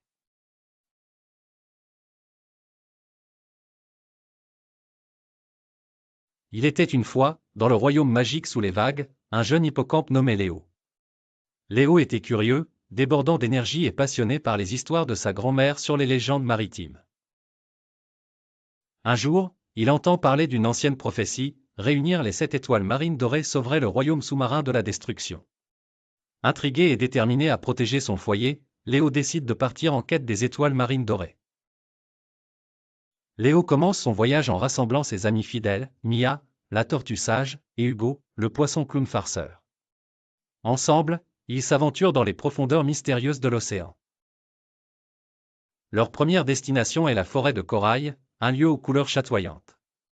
Là, ils rencontrent Stella, une étoile de mer qui leur explique que la première des 7 étoiles se trouve au sommet du mont Abyssal.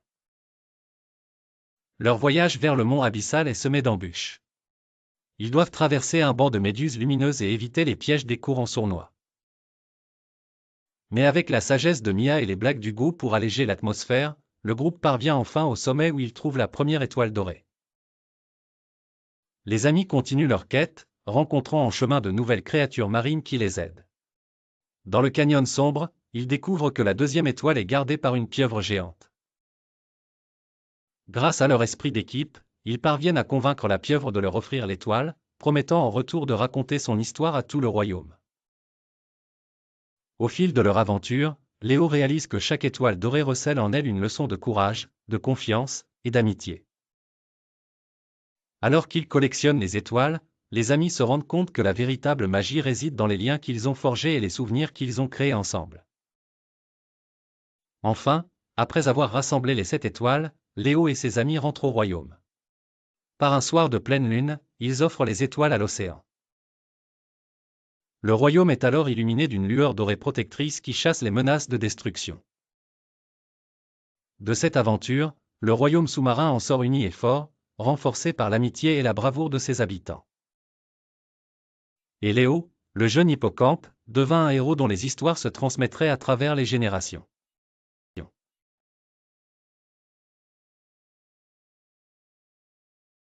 Il était une fois dans un petit village niché au cœur d'une forêt luxuriante, une rivière scintillante appelée la rivière enchantée.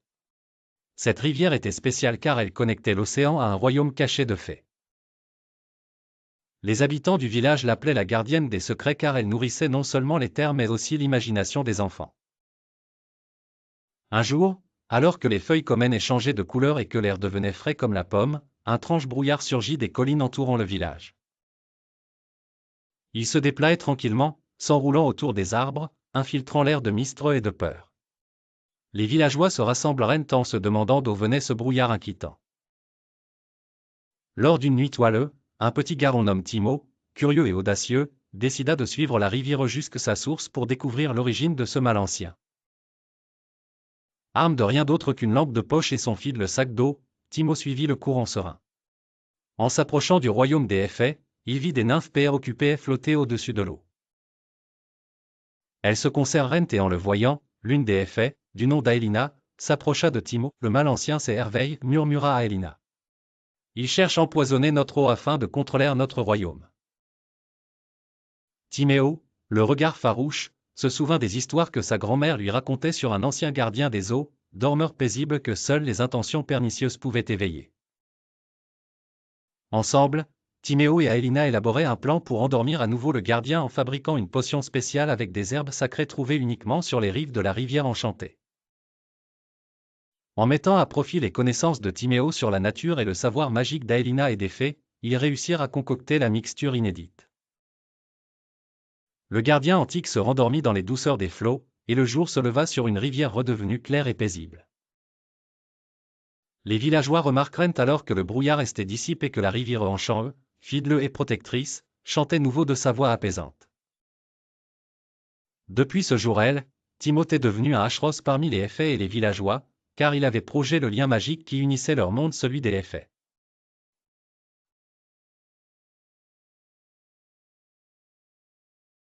Il était une fois, dans les profondeurs azurées, une petite sirène appelée Marina. Elle vivait avec ses sœurs et son père, le roi de la mer, dans un incroyable palais de corail. Marina était une sirène avec un cœur d'or, toujours prête à aider les autres créatures de la mer. Un jour, alors qu'elle nageait près de la surface, elle aperçut un bateau pris dans une terrible tempête. Le tonnerre grondait, les vagues rugissaient, et parmi l'éclat de lumière, elle vit un marin jeté par-dessus bord. Sans hésitation, Marina nagea de toutes ses forces pour le secourir. Elle l'amena en escurie sur le rivage, bien qu'inconscient, et resta PRS de lui jusqu'à l'aube. Mais cet acte de bravoure ne passa pas inaperçu. Nissa, une sorcière marine jalouse des bonnes actions de Marina, observait. Jalouse de sa popularité parmi les habitants de la mer, elle décida de lui jeter une terrible malédiction.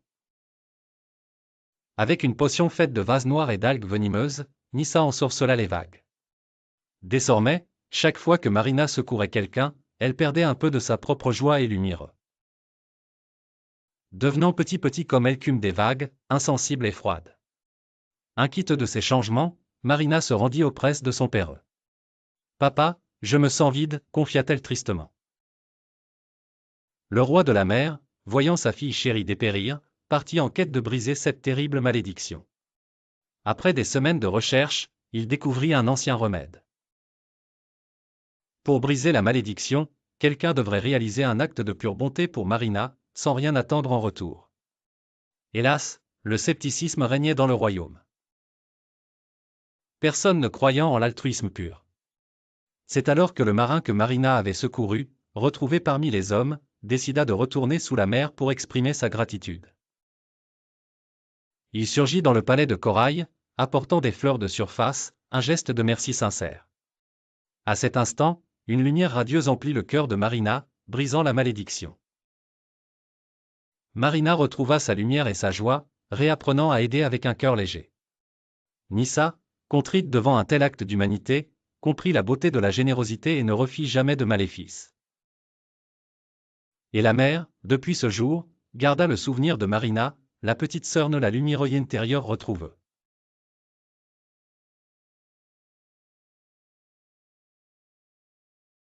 Dans les profondeurs scintillantes de l'océan, vivait une petite sirène nommée Mélusine. Curieuse et pétillante, elle passait ses journées à explorer les jardins sous-marins et à jouer avec ses amis poissons. Un jour, elle découvrit un vieux grimoire caché dans une grotte de corail. À l'intérieur, elle lut une histoire énigmatique sur un royaume légendaire aujourd'hui perdu sous les vagues. Ce qu'elle ne savait pas, c'est que cette histoire parlait de son propre passé. Sa grand-mère, la sage sirène du village, lui révéla que Mélusine était l'héritière de ce royaume disparu. Curieuse et déterminée, Mélusine se lança dans une quête pour retrouver ses racines et comprendre ce qui était arrivé à ce royaume oublié. Son voyage était plein d'aventures et d'énigmes à résoudre. Elle rencontra des créatures marines étranges, traversa des courants dangereux, et avec l'aide de ses amis, déchiffra des indices qui la menaient toujours plus profondément vers le cœur de ce mystère. Un jour, elle fit la connaissance d'une vieille tortue nommée Tiberius, qui lui raconta que pour découvrir la vérité, elle devait trouver la perle du souvenir cachée dans une pave mythique. Avec Tiberius pour guide, Mélusine plongea à travers les abysses et trouva enfin l'épave en question. Elle nageait avec précaution, son cœur battant d'excitation et de peur à la fois. Dans une cabine secrète, elle découvrit la perle brillante. En la touchant, des visions du passé apparurent, elle vit son royaume antique, rempli de rires et de musique, et comprit les sacrifices faits pour le protéger de sombres forces. Cette perle du souvenir ne servait pas seulement à lui montrer ses origines, mais aussi à réveiller la magie cachée du royaume. En ramenant la perle la lumière du jour, Emlusine déclencha un sortilège qui fit renaître peu le royaume légendaire de ses cendres, restaurant l'héritage perdu de son peuple. Fière et reconnaissante, Emlusine réalisa que c'était sa propre foi en elle-même et en ses amis qui avait rendu possible cette renaissance. Ainsi, la petite sirène apprit que même les légendes englouties peuvent être ravivées par la lumière du cœur et du courage. Elle rentra chez elle, mais pas comme avant, elle était maintenant la princesse d'un royaume ressuscité, pour écrire une nouvelle page de l'histoire de l'océan.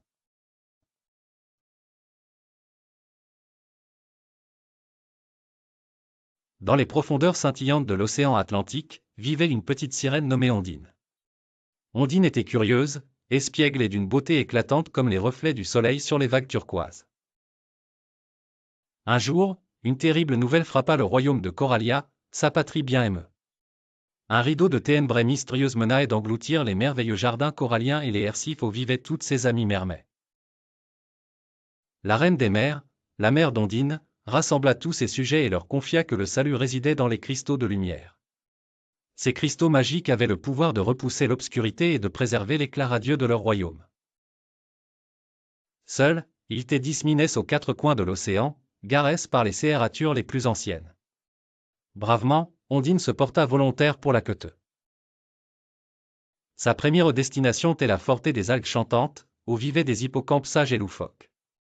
Avec leur aide, elle trouva le premier cristal accroche au coraux musicien, dont les chansons faisaient danser les courants. Il lui donnera des conseils précieux pour la suite de son voyage. Ensuite, elle plongea vers la fosse de Saphir, un lieu sombre gardé par un grand kraken paisible. Ondine lui chanta une mélodie douce, apaisant son cœur solitaire. En retour, le kraken révéla le deuxième cristal cache sous son rocher PRFR. Rempli de gratitude, Ondine promit de revenir lui rendre visite. Son dernier arrêt fut l'île oubliée des tortues géantes, qui conservaient l'âge ancien des océans dans leur mémoire interminable. Les tortues, touchées par le courage et la détermination de la petite sirène, lui indiquèrent l'emplacement du troisième et dernier cristal, niché dans le creux d'un grand coquillage. Armée des trois cristaux, Ondine retourna à Coralia. Elle déposa les cristaux au cœur de la cité et une lumière éblouissante jaillit, dissipant les ténèbres menaçantes. Le royaume était sauvé, et Ondine fut célébrée comme une héroïne. Grâce à son courage et sa bienveillance, la lumière régnait de nouveau sur Coralia, et Ondine avait appris la valeur inestimable de la lumière et de l'amitié.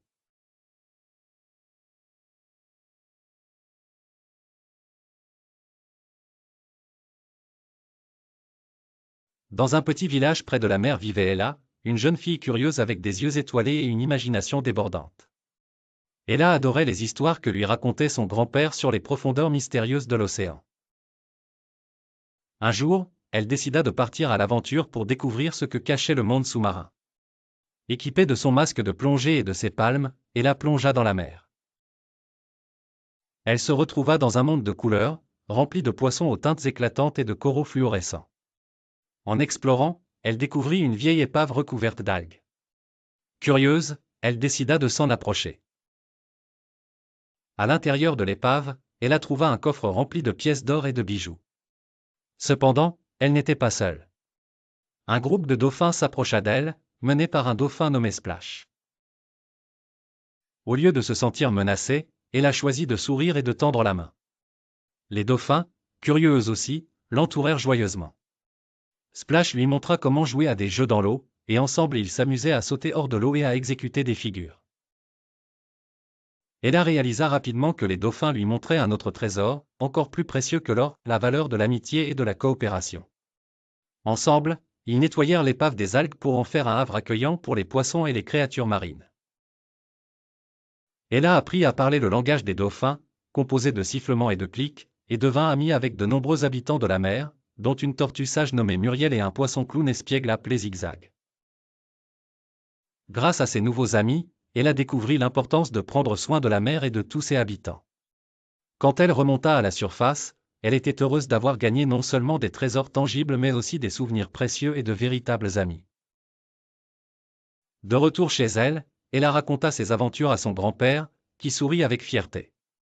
Ella comprit ainsi que l'amitié et la coopération sont les plus grands trésors que l'on puisse trouver, même dans les endroits les plus inattendus.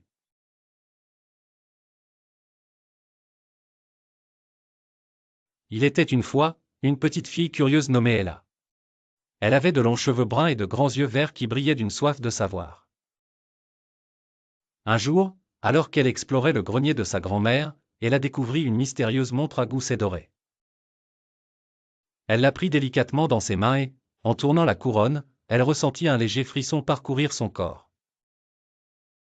Soudain, un tourbillon coloré l'enveloppa, et elle se retrouva transportée à une autre époque. Elle ouvrit les yeux et vit autour d'elle un grand château médiéval. Ella était au cœur du Moyen Âge. Les murs en pierre étaient recouverts de bannieresses audacieuses et des chevaliers en armure passaient fièrement. Un chevalier, Sir Tristan, la salua et lui apprit le code d'honneur et l'importance du courage. Curieuse de voir plus, Ella tourna à nouveau la montre. Cette fois, elle se trouva dans un village à Nîmes de la Renaissance italienne. Le parfum d'épices flottait dans l'air et les artistes peignaient de magnifiques tableaux dans les rues. Un gentil peintre, Maestro Leonardo, lui enseigna à voir la beauté dans les petites choses et l'importance de l'imagination. De nouveau, Ella tourna la montre. Elle se retrouva ensuite sur le pont d'un grand navire, voguant sur les mers agitées lors de l'époque des grandes découvertes. Le capitaine Marco lui racontait des histoires d'aventure et la valeur de l'exploration des mondes nouveaux avec ouverture d'esprit. Chaque tour de la montre apportait une nouvelle aventure et une nouvelle leçon. Ella connaissait les secrets de l'Antiquité égyptienne, les politiques de la Rome antique, et la sagesse des philosophes grecs. Cependant, chaque fois qu'elle retournait à son époque, elle devenait un peu plus sage. Finalement, de retour dans le grenier, Ella réalisa que chaque époque lui avait appris une leçon précieuse.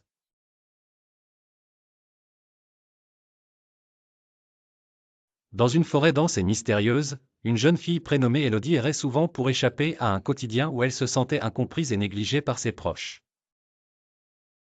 Un jour, alors qu'elle explorait un coin reculé qu'elle croyait encore inexploré, elle découvrit une vieille horloge nichée dans le tronc d'un arbre ancien. Intriguée, Élodie tira sur la clé qui dépassait et remonta l'horloge sans vraiment réfléchir aux conséquences.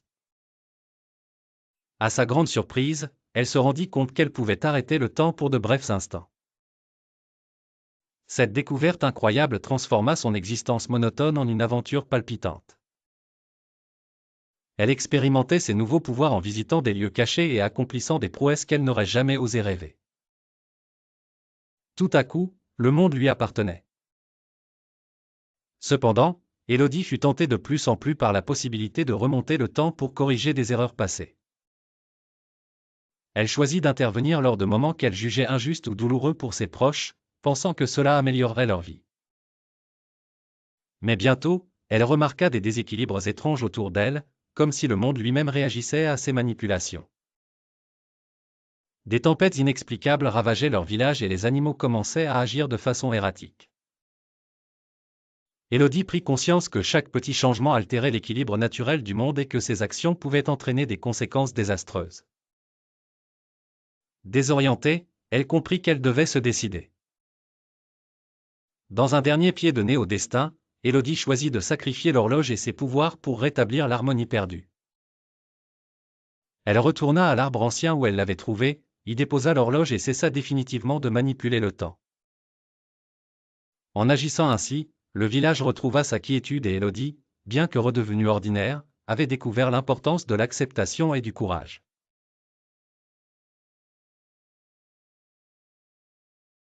Un soir d'été, les ruelles de la petite ville de Luminaville s'illuminaient de mille couleurs. Le festival des lanternes était un événement attendu par tous avec impatience et une grande joie flottait dans l'air. Et là, une fillette curieuse et pleine d'esprit, adorait ce moment de l'année où les lampions scintillaient comme des étoiles tombées du ciel. Alors qu'elle se promenait avec ses amis, en savourant une barbe à papa rose, elle remarqua quelque chose d'inhabituel. Sous l'une des plus grandes lanternes du village, un groupe de personnes s'animait en discutant très sérieusement. Et là, avec son grand cœur, ne put s'empêcher de s'approcher pour écouter de quoi il s'agissait. Il semblait que quelqu'un avait renversé par inadvertance un stand de souvenirs précieux appartenant à Monsieur Lee, un vieil artisan du village. Les objets brillaient, ça avait provoqué une grande dispute, chacun accusant l'autre d'avoir causé l'incident. L'atmosphère autrefois joyeuse du festival risquait de se transformer en tristesse et en colère. Hélas, avec elle devait agir avant que les choses ne s'enveniment davantage. Elle rassembla ses amis et ensemble, ils proposèrent de mener une enquête pour découvrir la vérité. Armés de leur courage et de leur sens de l'observation, ils commencèrent à interroger les participants du festival qui avaient été témoins de la scène. Petit, les enfants découvrirent que le vent, soufflant plus fort que d'habitude, avait été le véritable coupable. Un couple se querellant Proximi avait fait tomber une grosse couverture sur le stand, entraînant malencontreusement les objets par terre. Et là, avec sa douce voix, expliqua leur découverte au groupe d'adultes qui se disputaient encore. Elle les encouragea à pardonner leurs malentendus et à coexister comme la belle communauté qu'ils étaient. Émus par sa sagesse, les adultes suivirent son conseil et ensemble, ils réparèrent les objets cassés. Le festival retrouva son éclat. Ella avait non seulement résolu un mystère, mais elle avait aussi montré l'importance de la coopération et de la résolution pacifique des conflits. Sa gentillesse et son esprit de médiatrice lui valurent l'admiration de ses proches, et elle retourna profiter des lanternes en souriant, le cœur léger et le pas dansant.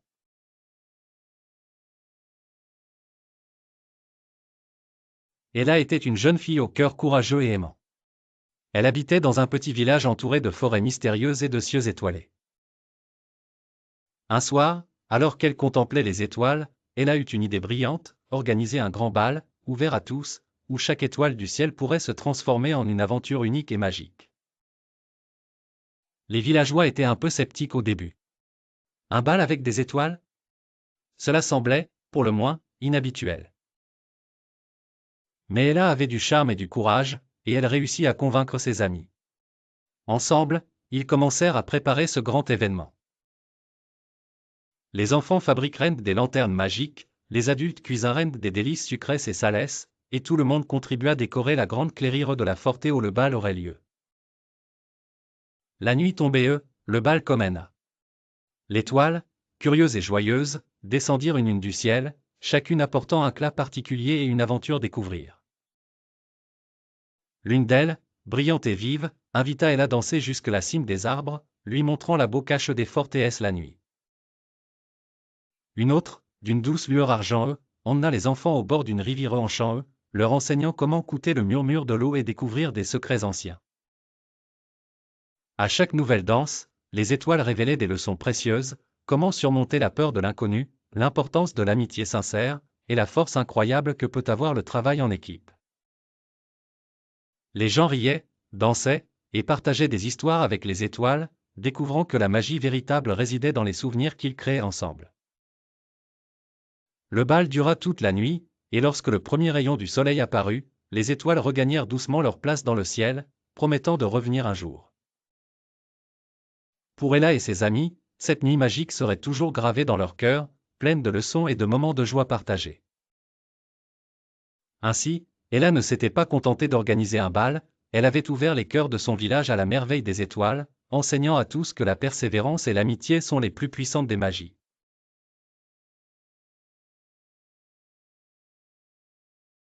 Dans un petit village oublié au pied des montagnes, vivait une jeune fille nommée Élise. Orpheline, elle avait été recueillie par une famille qui ne la considérait jamais vraiment comme la leur. Elle travaillait dur, sans relâche, espérant un jour trouver sa place dans le monde. Un après-midi, désireuse de s'échapper de la monotonie de son existence, Élise s'aventura plus loin qu'elle ne l'avait jamais fait. Elle découvrit une rivière cachée, oubliée par le temps, bordée de grands arbres aux branches touffues. Tandis qu'elle se reposait, ses yeux furent attirés par une lumière étrange flottant sur l'eau paisible. Curieuse, elle s'approcha et tendit la main pour la toucher. Dès ce contact, Élise fut enveloppée d'une douce chaleur et son corps tout entier se transforma. Elle devint lumineuse, comme composée de la même pureté que la lumière de la rivière. Soudain, elle pouvait entendre les pensées des animaux et des plantes autour d'elle. C'était un don incroyable, mais elle ne savait pas encore comment l'utiliser. Pour la première fois, Élise sentit un lien profond avec le monde qui l'entourait. Convaincue que ce pouvoir était une bénédiction, elle décida de l'utiliser pour aider les villageois. En entendant leurs pensées secrètes, elle commença par de petites actions. Aider un fermier à résoudre un conflit avec ses voisins, guider une enfant perdue dans la forêt, ou encore apaiser un couple en désaccord. Cependant, à chaque bienfait qu'elle réalisait, des conséquences inattendues se produisaient. Les relations qu'elle pensait renforcer devenaient tendues, et les conflits semblaient s'aggraver malgré ses bonnes intentions. Élise comprit alors qu'il ne suffisait pas d'avoir de bonnes intentions, il fallait aussi comprendre les besoins et les sentiments de chacun. Décidée à percer le mystère de son don, Élise retourna souvent à la rivière. Elle découvrit grâce aux pensées murmurées par le vent et l'eau que la lumière était un héritage ancien, destiné à enseigner la sagesse à celui qui saurait l'écouter. Elle comprit que ses actions devaient être menées avec compassion et discernement. Avec le temps, Élise apprit à équilibrer ses choix et à utiliser son don avec soin. La rivière cachait le secret d'un pouvoir ancien, mais elle était aussi un miroir de son propre désir de comprendre et de changer le monde. Elle réalisa que la véritable lumière résidait dans le cœur de chacun, prête à être révélée à ceux qui osaient la toucher.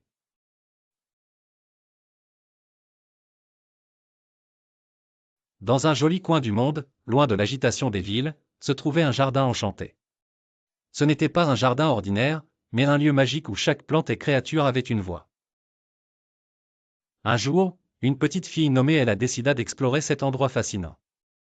Curieuse et aventurière, Ella aimait apprendre de nouvelles choses et rêvait souvent de trouver des mystères cachés. Dès qu'elle posa le pied dans le jardin, elle sentit l'air frais et légèrement parfumé des fleurs multicolores. Elle avança avec précaution, ne voulant rien déranger. Soudain, Ella entendit un doux chuchotement provenant d'un massif de roses. « Bonjour, Ella, dit une rose éclatante. Nous sommes ravis de te rencontrer. Veux-tu découvrir notre monde, demanda la rose avec un sourire. Merveilleux, Ella acquia, ses yeux brillants d'enthousiasme. Les roses lui parlèrent des abeilles qui dansaient de fleur en fleur, collectant du nectar essentiel pour la survie des plantes. Les abeilles sont nos amies, expliquerent-elles. Elles nous aident à grandir et à embellir le monde. En continuant son chemin, Ella rencontra un vieux CH majestueux. Salut, petite, gronda-t-il doucement. Je suis ici depuis des siècles et j'ai vu le monde changer. C'est important de prendre soin de nous, les arbres, car nous vous offrons de l'ombre, de l'oxygène, et une maison pour les oiseaux. Plus tard, un papillon aux ailes brillantes s'approcha d'elle et se posa délicatement sur son épaule.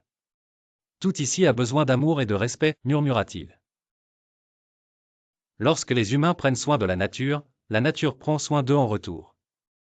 Ella passa toute la journée écouter les plantes et les créatures, apprenant de précieuses leçons sur le respect et la protection de la nature. Lorsqu'elle quitta le jardin en chant, elle se promit de partager tout ce qu'elle avait appris pour que chacun comprenne quel point il est crucial de préserver cette plante merveilleuse. Et ainsi, la petite Ella devint la gardienne de la nature, inspirant tout ce qu'elle rencontrait par son amour du monde naturel.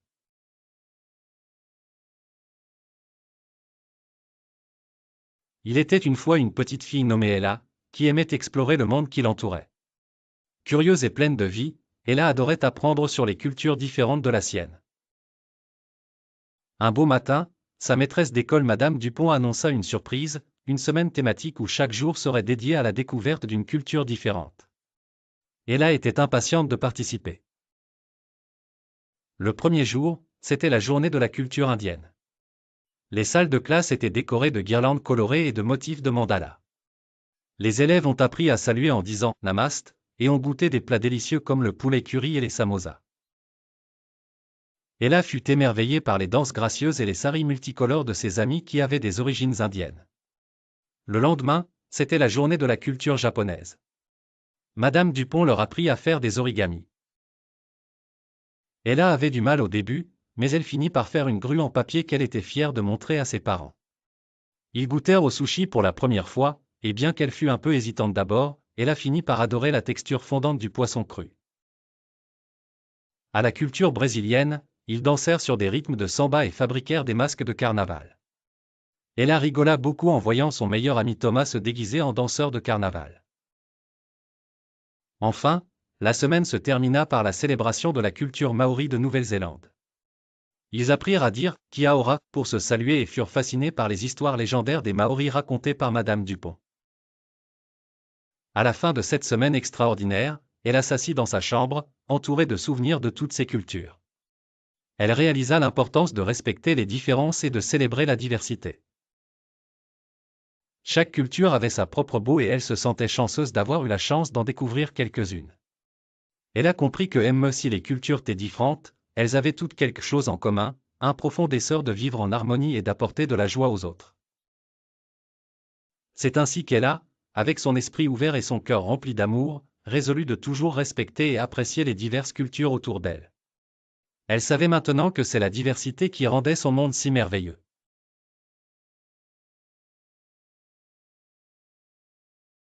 Il était une fois, dans un petit village entouré de forêts enchantées, une jeune fille nommée Ella. Ella n'était pas une fille ordinaire, elle avait le pouvoir d'exaucer des vœux. Chaque fois qu'elle fermait les yeux et soufflait sur un pissenlit, le vœu qu'elle formulait devenait réalité. Son cœur pur et son désir d'aider autrui faisaient que ses vœux apportaient toujours amour et bonheur autour d'elle. Un jour, Ella marchait à travers la forêt quand elle entendit des pleurs. Elle découvrit un renard pris dans un piège. Sans hésiter, Ella ferma les yeux et fit un vœu. Aussitôt, les cordes du pigeon se détachèrent et le renard fut libre. Il la remercia chaleureusement en disant « Oh, gentille Ella, un jour, je te rendrai l'appareil. » Plus tard, Ella rencontra une vieille dame dont le jardin ne poussait plus. La terre était séchée et les graines refusaient de germer. Ella savait quoi faire. Elle souffla délicatement sur un pissenlit et, en un clin d'œil, le jardin était en pleine floraison, couvert de fleurs colorées. La vieille dame était aux anges et invita Ella à revenir prendre le thé à chaque printemps. Chaque vœu d'Ella était une nouvelle aventure. Que ce soit pour réparer le toit d'une maison battue par les tempêtes ou pour retrouver un chaton perdu dans la neige, Ella ne reculait jamais devant l'occasion d'aider. Un soir, alors qu'Ella se reposait près d'une rivière, elle aperçut une étoile filante. Elle se dit « Je voudrais que tout le monde puisse être aussi heureux que je le suis. » Sans le savoir, elle créa une vague de bonheur qui traversa le village entier, unissant les habitants dans un esprit de gentillesse et de partage. Elle a compris alors que le plus beau des vœux était celui qui faisait le bonheur des autres. Et même si ses vœux étaient magiques, c'était son esprit généreux qui inspirait véritablement le village. Ainsi, partout où elle allait, Ella semait l'espoir et l'amour, car elle savait que les véritables aventures viennent du cœur.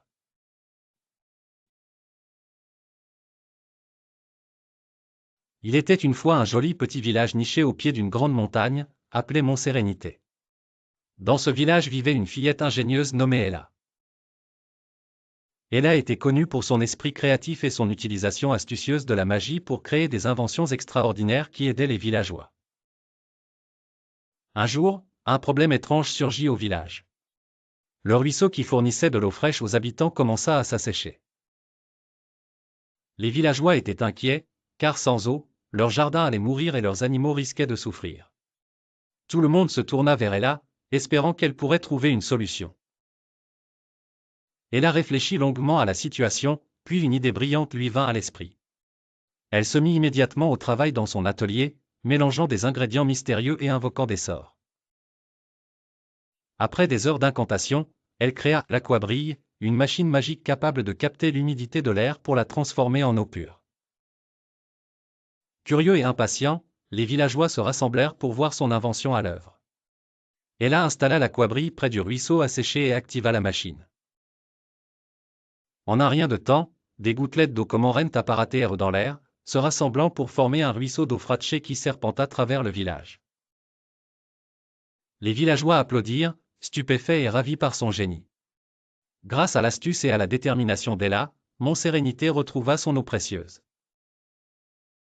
Les jardins refleurirent, les animaux burent à satiété et les villageois purent vivre paisiblement. Ella continua de créer d'autres inventions magiques, faisant ainsi prospérer le village. Sa créativité et sa détermination inspirèrent tous ceux qui croisèrent son chemin, prouvant qu'avec un peu de magie et beaucoup de cœur, tout problème pouvait être surmonté.